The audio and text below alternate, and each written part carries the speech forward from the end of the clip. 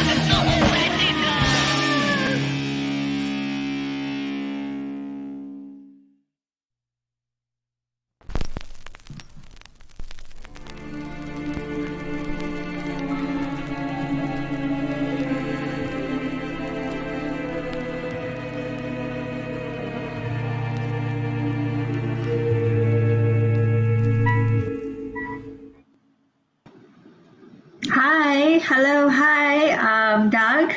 Hi, how are you? I'm good. So banyak ayam, banyak rezeki, meaning many chickens, lots of luck. Right. And today we are with Dag, who is the producer, director, screenwriter, and as well as cinematographer. Wow. So it's a 4-in-1, huh?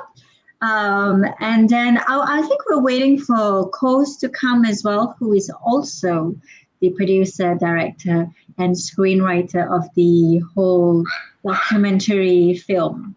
Yeah. So how are you?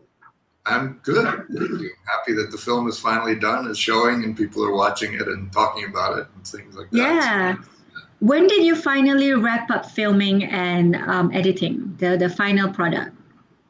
The last sort of real shoot that we did was in 2018, in September of 2018. And then after that, it was mostly editing and, graphics and all the kinds of things that you need to do to finish the film, most of which I did. I actually also handled all the post-production. So I did the editing, the animations, the sound mix, color correction, all that kind of stuff. So it took a while, and it was finished. I think it was sort of finished in November of 2020. Wow, like November 2020, like just recently, yeah. Wow. Okay. It took you 11 years. Is it? Because sometimes some films, when they say 11 years later, they don't. I mean, in the film it's 11 years, but I mean, filming does not literally take 11 years. But right. Did it really take you 11 years to shoot this documentary film? Let's see. We took, I think from the time we actually started shooting was 2008, beginning of 2008. And we finished, our last real shoot was 2018, so 10 years. But you could say pre-production started in 2007. And 2007. The final edit was done in 2020. So it's actually 13 years. Wow. Which is my lucky number. Is this a passion project for you? Yeah, I think, we didn't know it would take this long when we started, but we kind of knew it would take a while. So we filmed the main parts of the story to begin with. And then there was things that we knew were missing and that we hadn't figured out exactly how they were going to look or what they were going to be yet. So we kind of left spaces for those. So we kind of, from the beginning, gave it a kind of a modular structure so you could add things and take things out.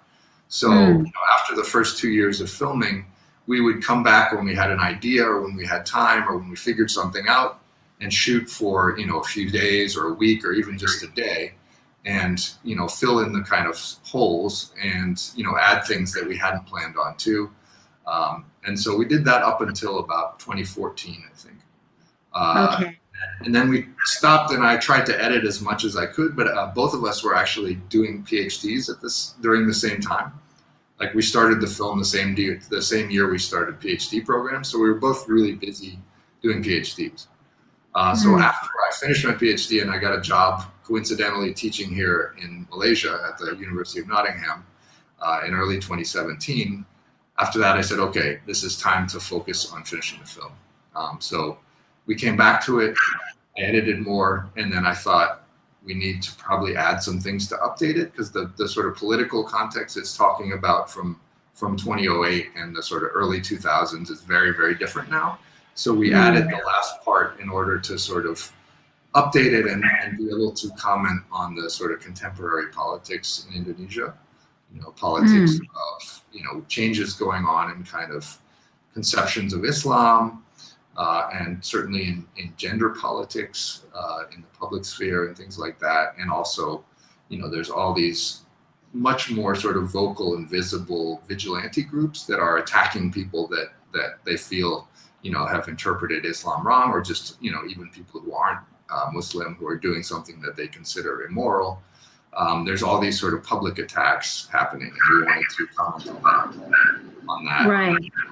That sort of context also.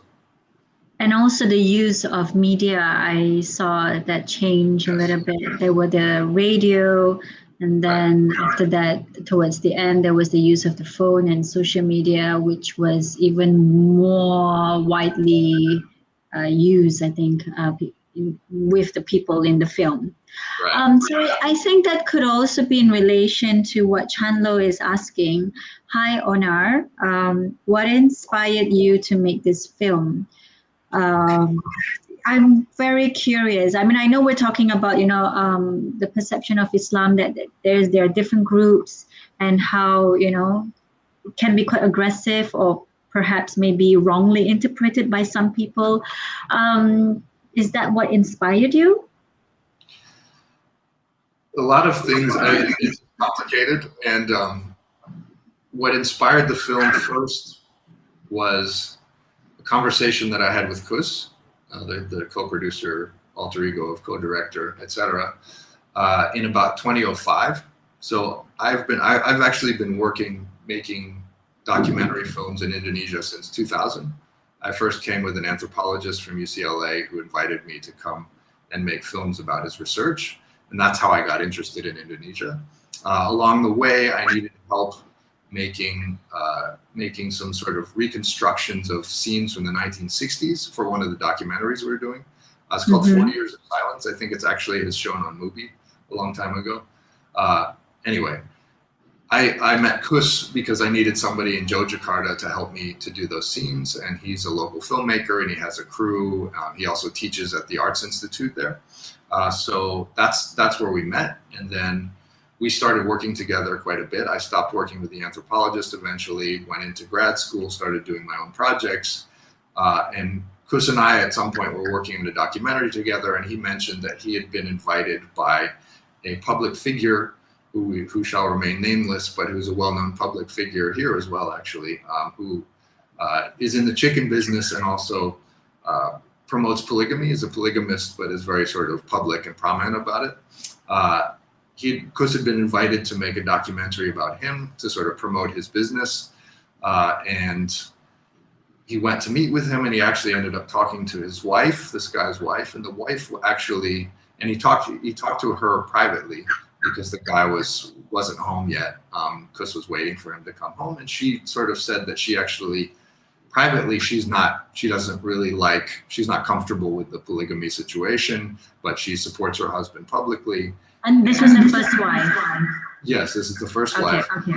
And so Kus found this to be, an interesting angle for the film, and he tried to approach this person to include the first wife's perspective in the film. And the guy said, no way. This I don't want any critical perspectives. I want everything to look smooth and successful, and everyone's happy. And so Kus said, well, I'm sorry, I guess I can't make this project with you. And the guy got very angry and kicked him out. So Kus was just telling me this story. And I thought, I had this idea, like, what if we made this film that you wanted to make? But, obviously we can't make it with this person. So we make it with another group of people, be they actors or real people or some combination thereof.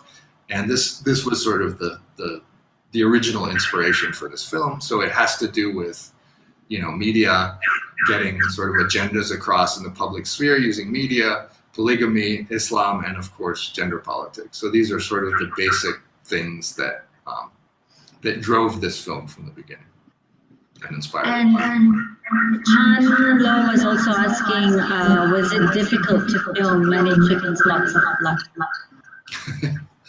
Was it difficult? Yeah.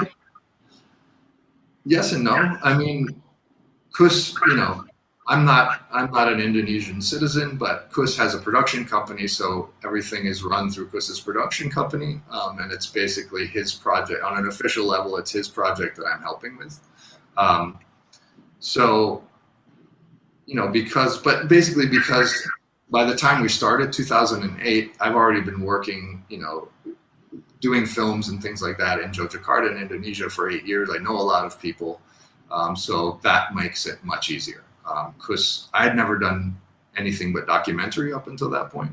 Kus had worked with actors before, done stuff for TV, done all kinds of different things. He's also a screenwriter. So that was extremely helpful for me in thinking about doing something that involved fiction. He invited me to audition for the different roles. I didn't know any actors at the time. So that as a collaboration, it worked very well, I think.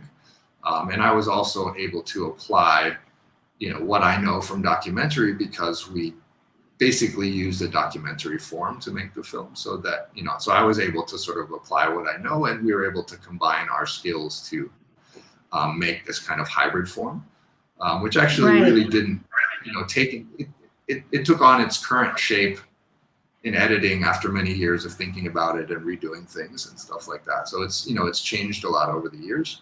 The difficulty was perhaps that we didn't know exactly what it was going to look like, and so we had to figure that out. We did that as we went along. And MIFFest and MGGA, as a producer, what's the most difficult part? Because you mentioned that it was half difficult, half not difficult, and you were figuring out your way. But I think it was across a 13-year period. What's the most difficult part? I mean, in terms of, the infrastructure of the whole place, how it looks, actors-wise, story-wise, yeah.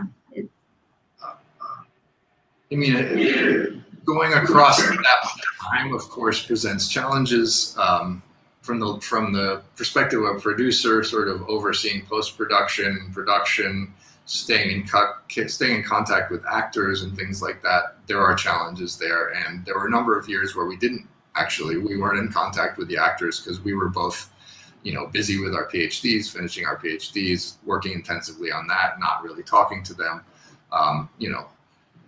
So when we decided to do the follow-up shoot, the sort of contemporary part starting in 2017, we had to find them again. Some were very easy to find, others less so. And very unfortunately, the guy Harry Leo, who plays the Kiai, passed away. Oh no, the Kiai passed away. Yeah, he was amazing, and he's he's this amazing guy who had been in horror films in the 90s and stuff like that. He was super cool. He's a poet too. Yeah, he looks like a poet. Yeah, he passed away, so that was really sad. So we couldn't have him. So the one that did the dancing, was that not him? Or was that still him? Because it was shot quite a far distance, right? I don't know, he went crazy at some point. No, that wasn't him, no.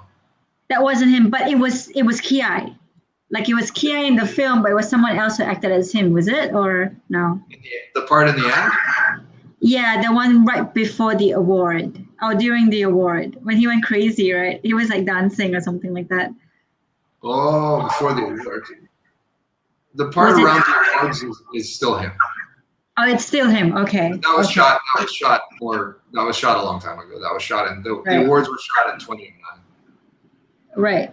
So do you think the film would have been any different if you had shot it in a shorter span of time, say, I don't know, 2 months, or maybe a year, because it was documentary, right? Would it have made much difference, or do you think this 11, 13 year span gave it a different flavor to it because of the media transition? Oh, completely. Yeah. It wouldn't be anything like what you see now. Yeah. And we sort of knew that going into it, sort of.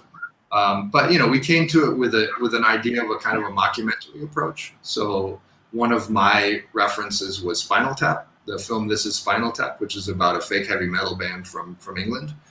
Okay. A film that much less famous in Southeast Asia, actually, I've discovered, but is very, very famous, pretty much all over Europe and the United States. It was made in the 80s. And the amplifier that goes to 11 is actually a reference to that film. Because the guitar player in this band has an amplifier that he's modified that goes to 11 instead of 10.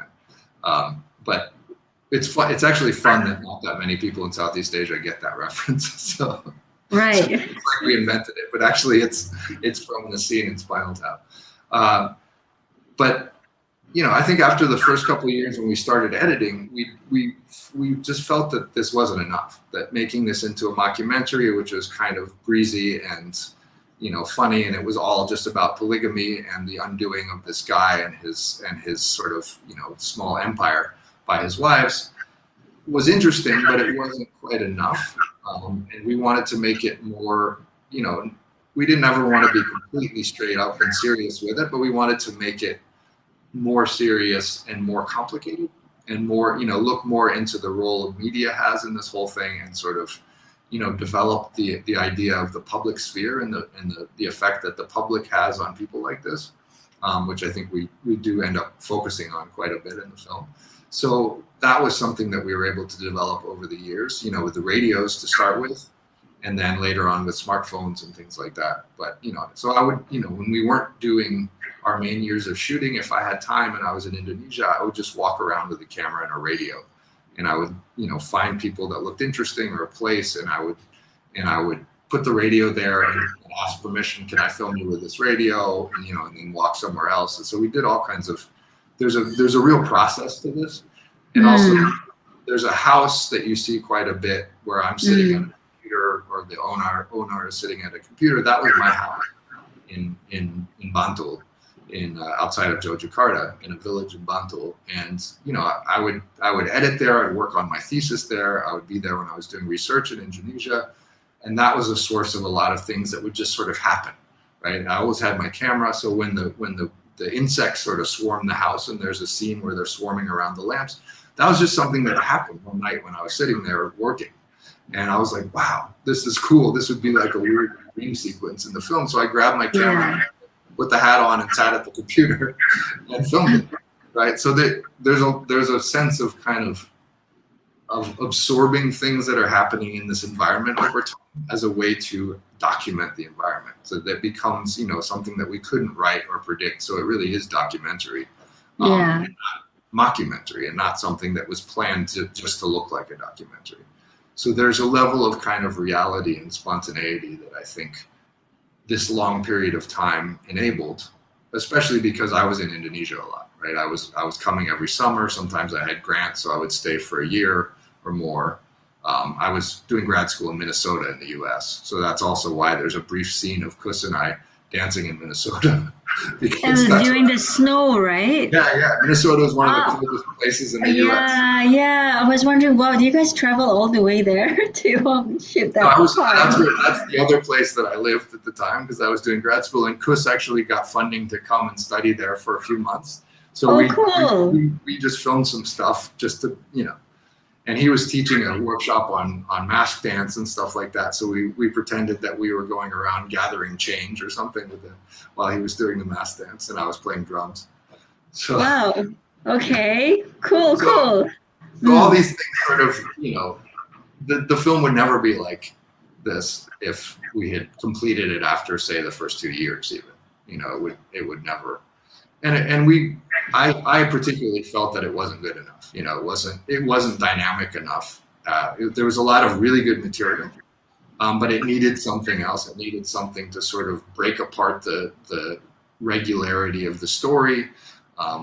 We wanted to have these melodramatic elements, but it needed stuff to just kind of destroy that for a while and then bring it back, and things to just kind of break it up. So what do you think? Maybe, sometimes when we watch it on our computer and then, when we see it out on a special platform, we have this, it lacks something. What do you think is that something missing there when you said it wasn't dynamic enough, that after watching it many times, or maybe perhaps watching it a movie on a different platform, could you still figure that missing puzzle out, or you have not yet? Well, I think it could be an endless process. But by the time we had filmed the last part, and I had gathered together all the footage that we shot over the years and assembled it in a way that made sense, or that that was, as you said earlier, there are parts where you're confused, but then it begins to make sense, and that's intentional. We want you to be. We don't want it to make too much sense. We want to leave something there that make you wonder, or that you go, why the hell was that in there? But you still understand the main thrust of the story and kind of the main points it's making about gender and power. Hopefully, some people have more context to understand, like places like Gunung Kemukus, where there's sort of ritual and Islam is being combined in a very particular way. But I think, it could have gone on forever, but it can't go on forever. It has to be finished sometime. So, by the time I finished my PhD, Chris finished his PhD, and then I'm teaching here. It needs to be finished. And sure, there's still things you could change, but I think I'm pretty happy with the way it turned out. Mainly it was really funny. I must say, it was really, really funny. You've got great characters inside there. So we've got a question from Eve Vaughn. How does the Indonesian audience receive the film? What was their reception like? Good question.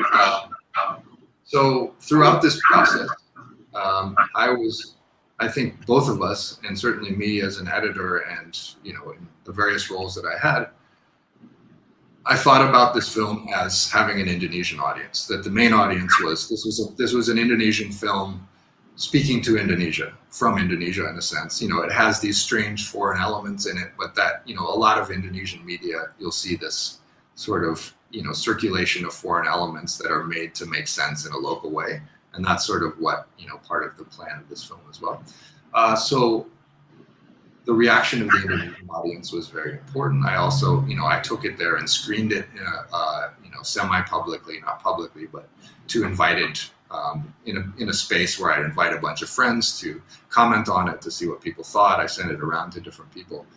But now that it's been out, it premiered at the Film Festival Documenter in Yogyakarta, which is where it was produced, and it showed at Erlangga University and it sort of picked up some momentum and got a bunch of people interested in it. A bunch of critics have written about it. And that was really important for me, because I wanted to see what the Indonesian public and the Indonesian film going public would think about it. And some people are still confused because it's strange, but I think a lot of the people who are familiar with the history of film and who are familiar with Indonesian cinema now kind of get it, get how it draws on different references from historical films, from contemporary films also, but also they understand the context of the politics. You know, everyone seems to get that. They understand the split between, you know, what's called Islam Jawa and more, you know, more purist versions of Islam. There's many different sort of channels to this split in Indonesia, but that's kind of the basic layout of this disagreement or, you know, ongoing discussion about the shape of Islam in Indonesia. And that's something that has heated up immensely in the last, you know, in the last 5 years, very, very much, and certainly in the last 10 years. So people responded to it on that level. There was a critic, a well-known critic, who said it was the bravest engagement with Islam and gender politics since Para Perintis Kemerdekaan, which is an Asrul Sani film from 1977.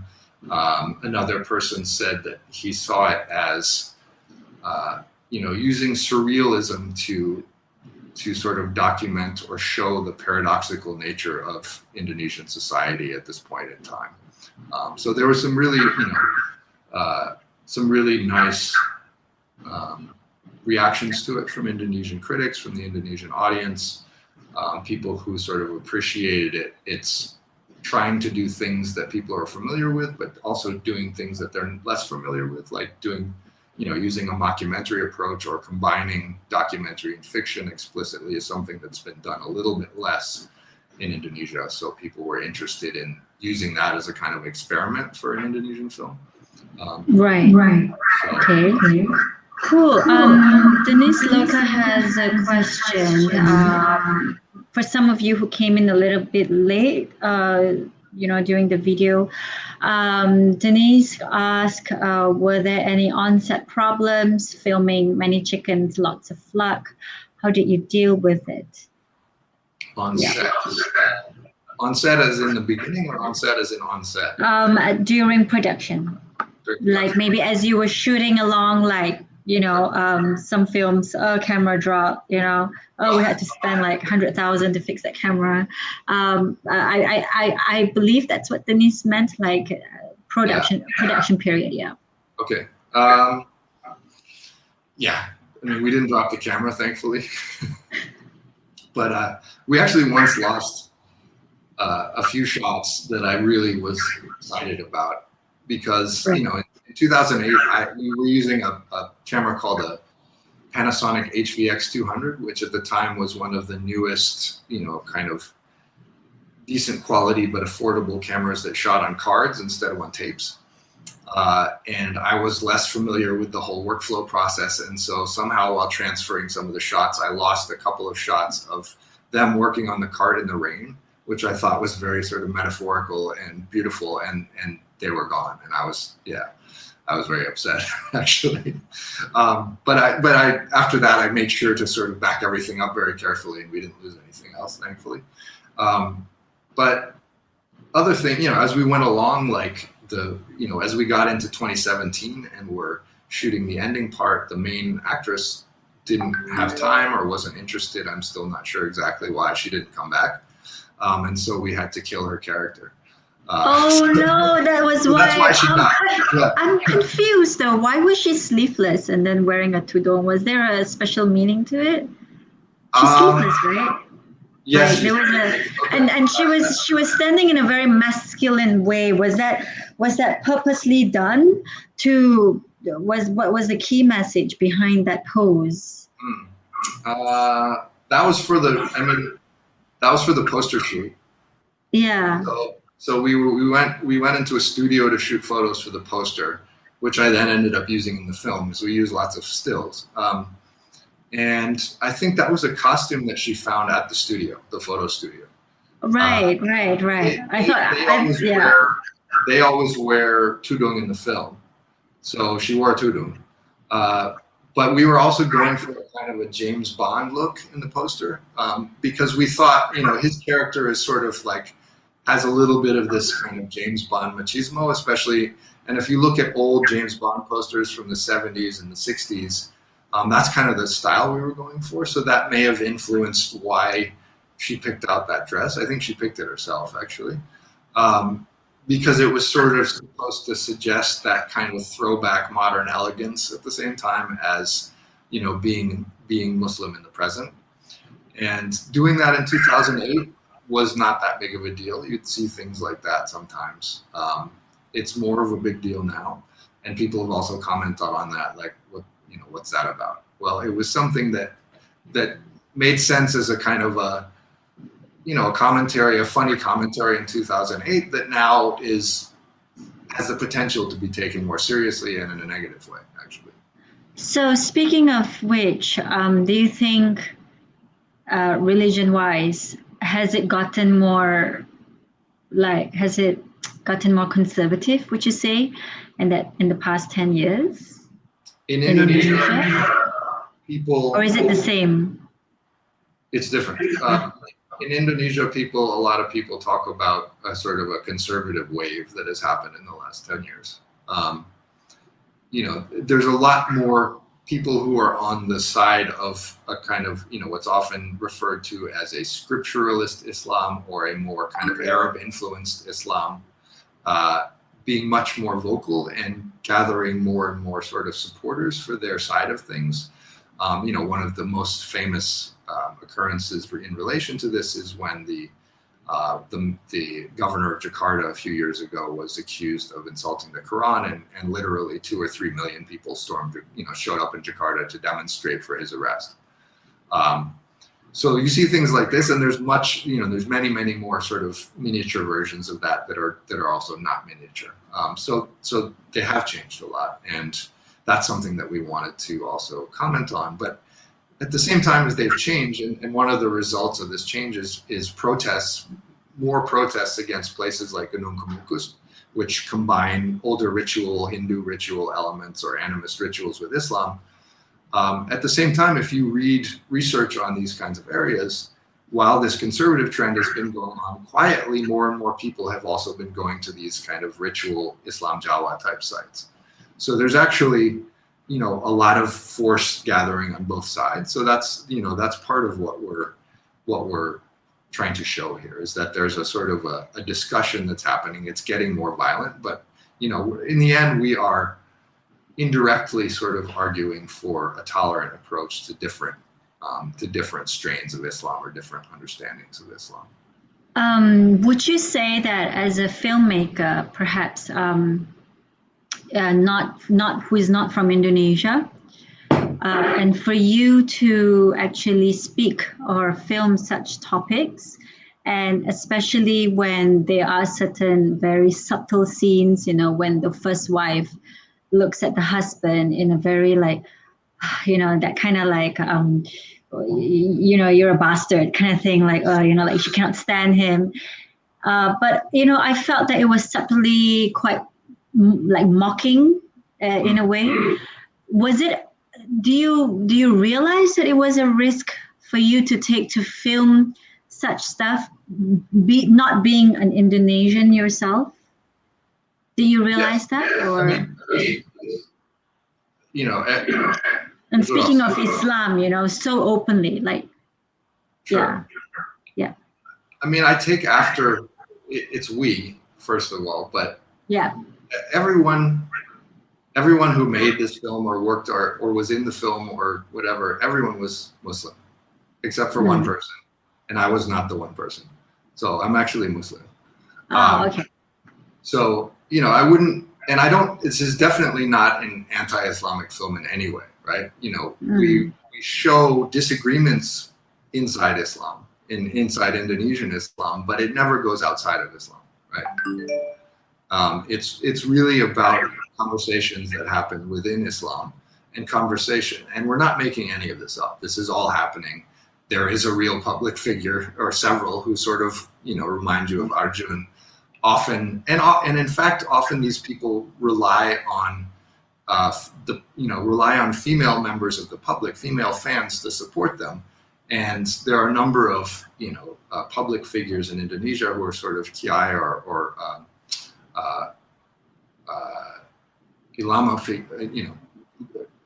Islamic leader figures in Indonesia who have spoken against polygamy at one point and then become polygamous, taking a second wife, and many of them have lost a huge percentage of their fans because the women turned against them, and the women fans are historically very important for these people. So that, the sort of discourses of gender and power and things like polygamy, these are ongoing discussions that happen. And there have been, at the time we started making this film, there hadn't been any public, big, popular films about polygamy in a long time. The same year we started making it, Ayat Cinta came out, which was, a huge popular success and was about polygamy. Many other films in that vein came out. There was a critical film called Berbagi Suami, which was made by Nia Dinata, which also came out in 2009. So there's a lot of different critical discourses about polygamy. There's lots and lots of films that deal with Islam and different sort of disagreements within Islam. So yes, I was very aware of this. We all were, and this was something we discussed regularly on set and while we were filming and editing. How can we go about bringing out this kind of discussion without going too far? So that's and with me, who is very familiar with Indonesian films, and Kus, who also is, and all these other people in the cast and crew who think about this a lot. I think we were able to get it to a point where we could make certain points, go to a certain extent in making points, or a certain level in making points, hopefully without really offending people, because we don't really we want to make these points as inclusively as possible, and we're making efforts not to alienate people. So we're not sort of pounding you over the head with an anti-polygamy message, and it's really not an anti-polygamy film. It's about a discussion, and one wife who polygamy doesn't work for, and in fact the second wife doesn't have a problem with it, and she stays with him. So there's it's complicated, and that the point is that you should never look at these things in a simplistic way, as in sort of, well, it's allowed within Islam, therefore it's okay. No, most people, even people who really support polygamy, think that you should study up on it. You need to in fact, the permission of the first wife is considered very important, especially in Indonesia. So we're sort of trying to process all these things. But yeah, we want to be careful that the climate has changed, and that was something we were concerned about. If this came out in theaters, I'm not sure what would happen. It's possible that there would be groups that would oppose it. It's also possible that there wouldn't be, and often it's difficult to predict. Often it's one particular thing about a film or something else that triggers somebody, and they put it out on social media, and that gets people to sort of rally against it. So far that has not happened with this. I hope it doesn't, because a lot of the people that might be critical of part of its message, I hope would be not so put off that they can't sort of laugh with it and listen to it and go, okay, well, I understand this part and I disagree with this part, but that's okay. And I've asked some friends who's, like, let's say their parents conservative about these things, and most of them, I think my parents could watch this actually, because it frames it as comedy. It does some things that are nakal or critical, but at the same time I don't think it's so off-putting that people can't get into I love it. We wouldn't agree. I love it. I especially love the actors. I think they brought so much color to the whole documentary. Just to give the whole today's interview a little bit of a breather, Chanlo would like to request Onar, could you speak Indonesian language? Can you speak out a few? Ya, bisa aja. Bisa aja. Cool, okay. Saya memang sudah 20 tahun sering sekali di Indonesia, sering tinggal di Indonesia, dan sekarang saya tinggal di Malaysia. Jadi, tapi saya juga sering bolak-balik ke Indonesia. Istri saya orang Indonesia, orang Jawa, dan saya paling sering tinggal di Jogja, kalau Yogyakarta, kalau di Indonesia. Jadi banyak orang yang bilang saya menjogja. Artinya logat saya dalam bahasa Indonesia adalah logat Jogja. Tapi ya, karena saya sudah 20 tahun semacam tinggal di Indonesia di Jogja, jadi ya masuk akal kalau saya bisa lancar bahasa Indonesia. Kalau enggak, ya berarti saya bodoh. Sangat fasih. Awak sangat fasih. You sangat fasih cakap bahasa Indonesia. Okay, so let me see. Why do you decide to feature your film at the 4th Malaysian International Film Festival? Are you planning to feature your film anywhere else apart from MIFFest, apart from movie? Yeah. So, I was concerned with having the first premiere be in Indonesia and if possible in Jogja, and it was. So I was very happy about that because, as I said, really this is a film about Indonesia and for Indonesia on the primary level, but I also obviously want other people, other audiences around the world to be able to appreciate it, and we've made it in a way that hopefully enables other audiences to follow along, even if they don't know all the details of the context.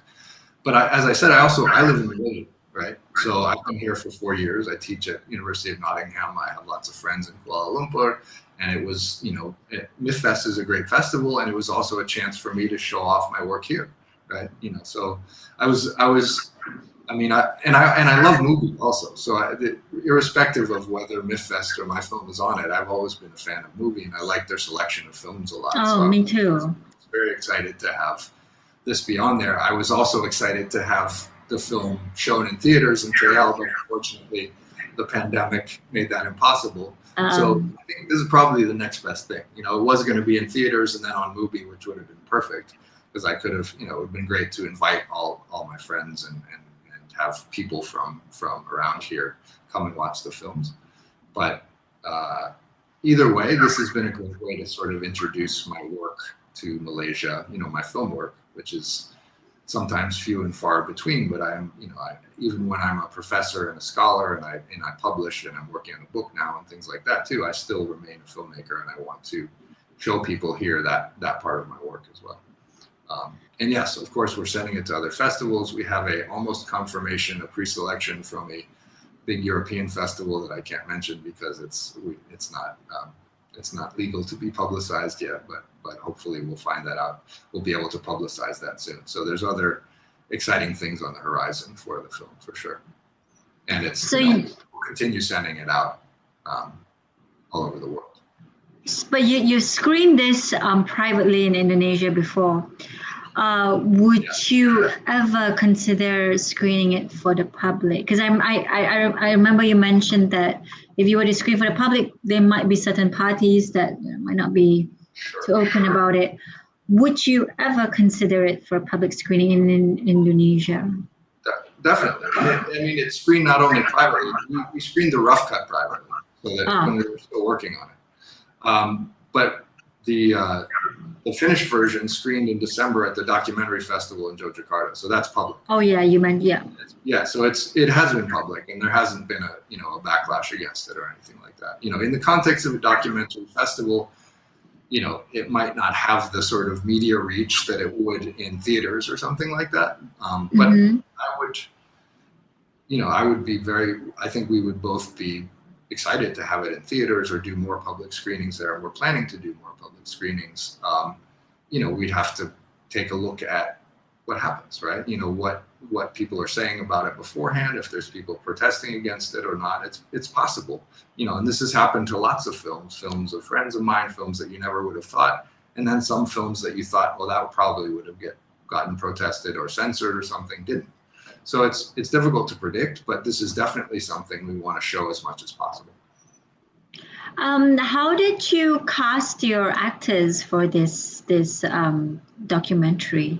How did you find them? Because they fit their roles so well. So the actors we were very lucky, I think, to get the actors. They're wonderful. The guy was superb. Your Arjun was superb. Yes, Arjun was superb. And we had, I think it was March 2008, we had auditions held probably on the campus of the Arts Institute, I think. I don't remember where. Anyway, we invited a bunch of people to audition, and basically what we did we knew already that this was going to be improv. A lot of the dialogue would be improv.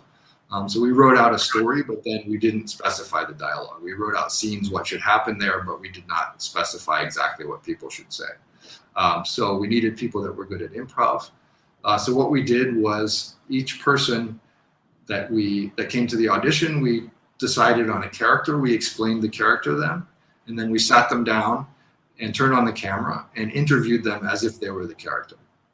And just they had to make up answers, based on what we told them about the character. So Akhir Lusono, who plays Arjun, immediately was just like, bam, like you have this sort of fuzzy idea of what the character is like at this point, right? And then he started talking, and you're like, okay, that's the character, right? Yeah. Part of the reason he teaches at an institute for training teachers, he teaches teachers to do theater, and he also radio. So because that was Arjun's original job as well. He was a school teacher, right? Right. Yes. Before the key, I tell him, "No, go and sell your KFC." Right. Yes. So, but he's also he does radio, so he's an announcer. He does events as an announcer, so he's good at just sort of speaking off the cuff and being engaging in that way. And it also turned out that he had tried to convince his wife to let him take another wife. And they had ended up deciding not to. And then he'd done a radio program about, what happened and why they decided not to and things. So he's very familiar with this discourse around polygamy and with different sides of it. So I thought, given that too, he's the perfect person. And then, the first, second, and third wives also right away, were very good at making things up about their characters, of speaking in character, things like that. So it was quite easy to choose them, actually. And in that sense, we were very lucky because it wasn't difficult at all to find these people. So because there were some lines when the female actresses mentioned, because you said that they come up with lines as they were, as ongoing. I think the first wife said that she was she wanted to teach economics in a university, and then there was a scene whereby, was it the third wife who said that I was the one who got the band in. I think throughout the movie, it seems to showcase that the women were, they're much stronger than the men. But somehow they're oppressed by. So were those lines created ongoing, or were those from your end? Combination. Right. Okay. So okay. Being a lecturer was actually taken from the life of of one of the public figures that served as a sort of an inspiration for our character. Okay. So that was something that we had seen in the media and thought it wasn't. So exactly. It's like is it a reflection of women in Indonesia sure. in a way? There's lots of women who have degrees, who teach, women like have they have so much potential, but then. Because they're in this family institution, and then they get busy day to day with their motherhood and stuff like that, and then they let their husband shine, and then they take a back seat. So is that what's happening in Indonesia? Well, traditionally, women have a very strong position in a lot of places, a lot of societies in Indonesia. Indonesia is, of course, has multiple different islands and cultures and histories and things like that. We're working in Java. That's very much the case. Even when women aren't necessarily seen as the head of the family per se, traditionally women handle the finances of the family. Also there has been, traditions where women are recipients of inheritances more than men. It depends. But, women have a strong position in the family as controllers of the finance, but also,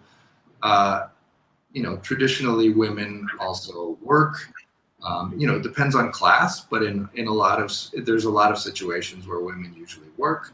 And these sort of traditions that have been, around for a long time have also had a big influence on how, sort of women's position in modern society. And there are things that try to sort of shut down the potential that women are sort of provided with by cultural and historical factors, but those factors are still there and you can take advantage of them.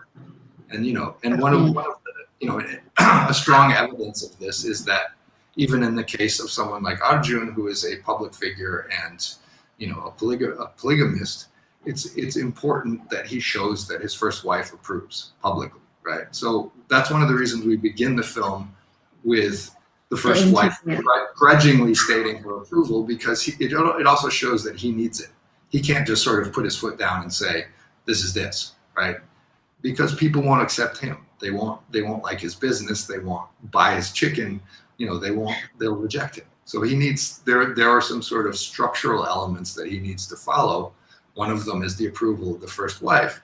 And as she gets more and more sort of distressed about the situation, she becomes more and more interested in taking advantage of those structural conditions to change the situation, which is also something you can do within this situation. So we're trying to show that. One of the interesting things about Ade Abdallah, who plays Astuti, the first wife, we gave her a general direction for her speech at the Polygamy Awards, but a lot of that came from her. I thought it, and I because I'm but because I'm curious. Like I'm curious because if it came from them, it could be something that a lot of them wanted to say, but they were not given that medium to say for the women over there. Yeah. It could be. And I think, it's extremely variable. Some women would feel they can't say this, even though they're thinking it. Other women would very much feel that they can say this. So this isn't something that, we're not talking about a society where women are silenced. There are efforts to silence women. There are, contexts and families and different pockets in which women are more silenced by what we call patriarchy.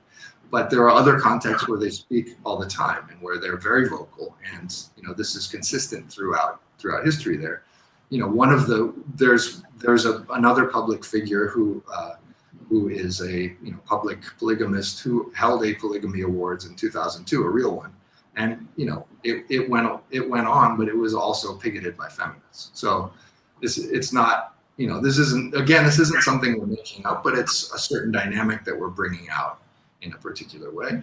And I think these women, all the women who played these roles are also Muslim women themselves. And so I think, particularly Ade probably drew on her personal experience and her feelings about how you could express something like this to design her speech for the Polygamy Awards, or the Feminist Awards as it ends up being called.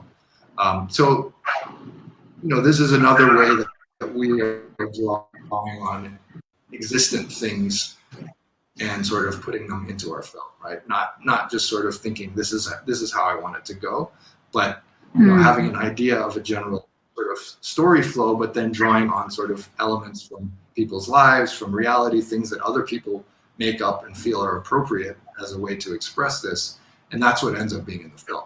So it ends up being a very sort of a collaborative thing, and it's in some sense it's safer because it comes from all these different people within the society where we're presenting it again. Okay, cool. From Sinley, will you have any different cut to release at a different country? So far, no. But if that's necessary, sure, maybe. I mean, when it was going to be in theaters here, as you know, a certain scene had to be censored. It was a scene. Well, what are those scenes? It was I assume this doesn't have to be secret. It was the scene where they're reciting Al-Fatiha in front of a tomb at Gunung Kemukus. It's about a minute, and they said, cut out the part where they are reciting Al-Fatiha while committing shirk. And they specified a 1 minute section in there where you can hear them very clearly doing Al-Fatiha, and they're in front of a tomb, which is considered shirk in Okay. That's it. So That was you, the only thing that had to be censored, actually. And I was sort of like, well, that's important, but it's not. I didn't get upset about it. cool. Yeah.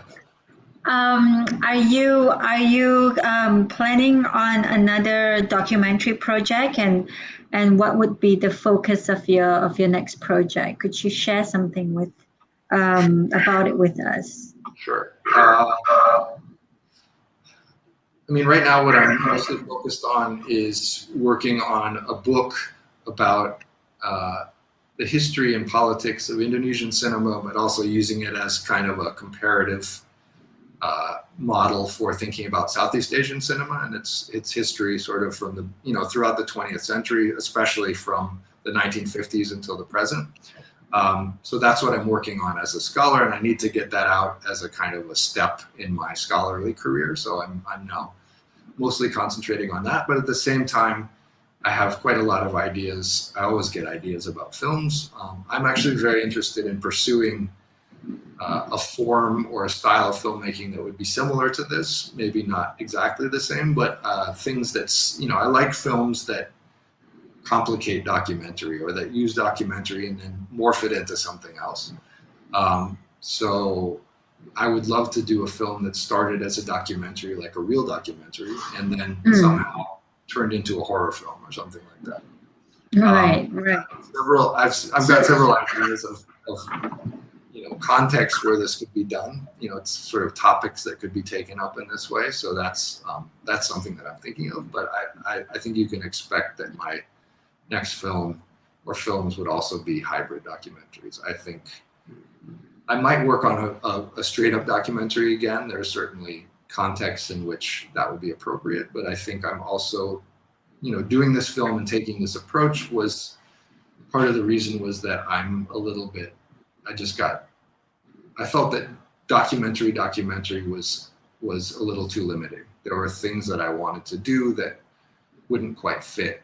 And also I worked on political documentaries in Indonesia where I also worried about the people who were in the films, who are real people, and talking about very sensitive political topics. When the films came out, we can't control what happens to them. And sometimes, things can happen, right? It can trigger a negative response, from the authorities, from, vigilante groups, all kinds of things. And that always sort of worried me also that, even though these people who are speaking to us about these things are enthusiastic and aware of the risks, still we can't not put them at risk by putting this film out, and we can't predict what condition the society will be in when what the political sort of atmosphere is when we release it, or 3 years after when we release it and somebody re-releases it on YouTube and something happens to these people.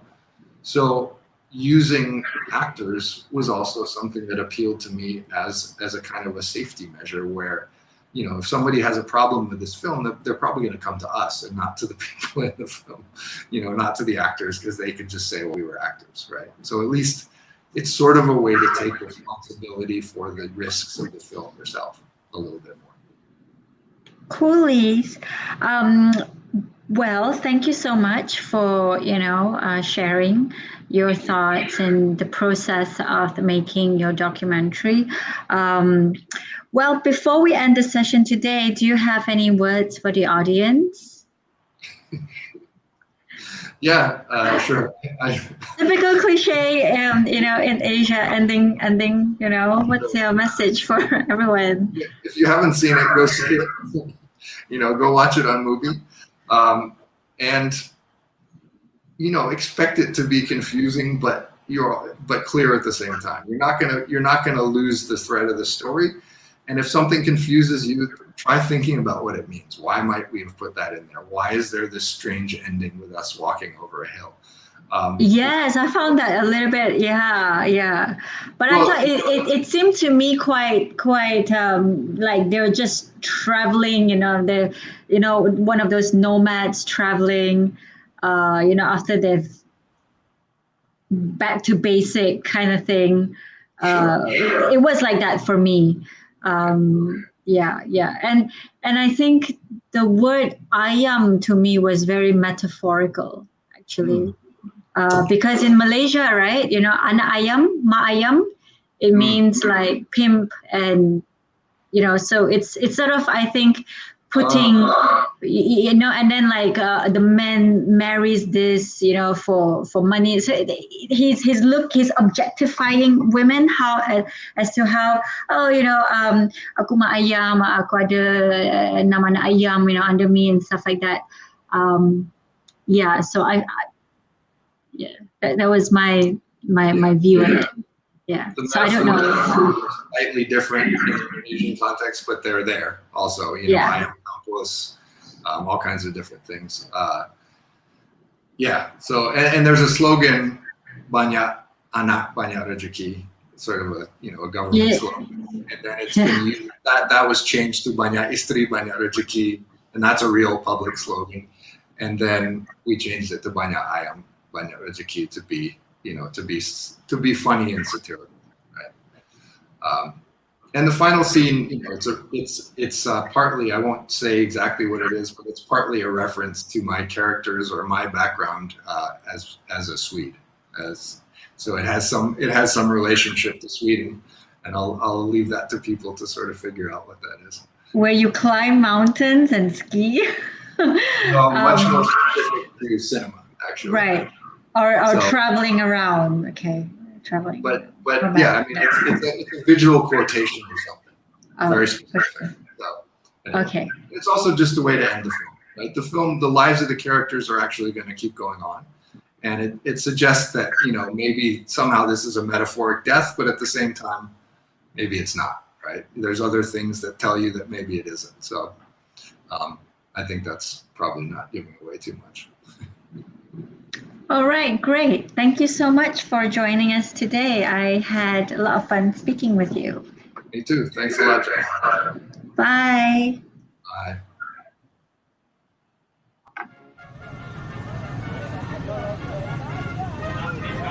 Saudara-saudara, sandiwara drama abad ini.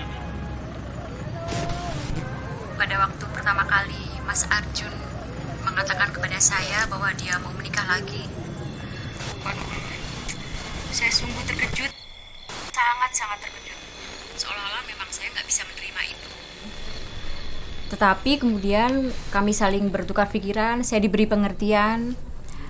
Akhirnya saya sadar memiliki istri lebih dari satu itu diperbolehkan dalam agama ini, dalam agama yang saya anut maksud saya. Jadi sekarang dengan lapang dada saya bisa menerimanya.